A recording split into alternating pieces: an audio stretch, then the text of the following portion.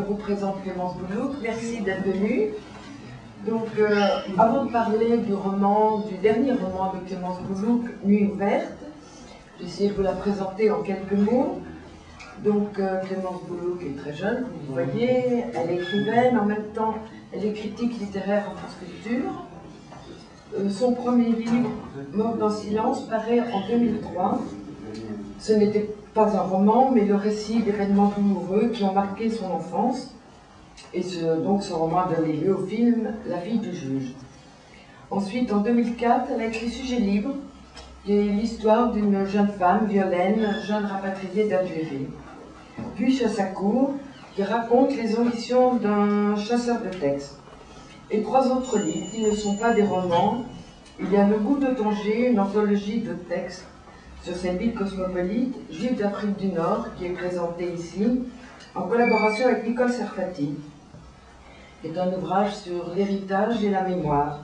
Et enfin, Au pays des macarons, qui est aussi un retour en source, qui est un livre charmant, délicieux à tous les sens du terme, très drôle, et plein de choses délicieuses, qui est sur les macarons, avec plein de références en même temps, et linguistique et pâtissière.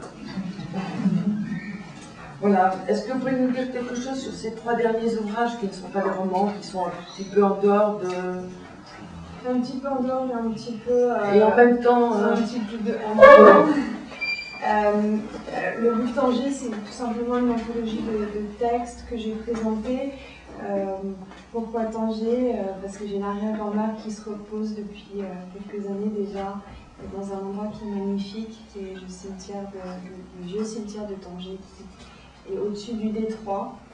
Et c'est une ville que j'ai découvert un peu tardivement, mais qui me touche beaucoup, à la fois parce que c'est un pèlerinage, mais aussi parce que c'est une ville qui parfois fait l'actualité de façon tragique, parce qu'avec cette période-là, c'est une ville pour les candidats au passage.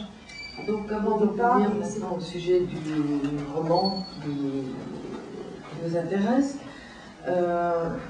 vous êtes critique littéraire sur France Culture, dans d'autres journaux aussi. J'ai travaillé au Figaro. Au Figaro. Et donc, au milieu de ces activités, quelle place tient l'écriture dans votre vie?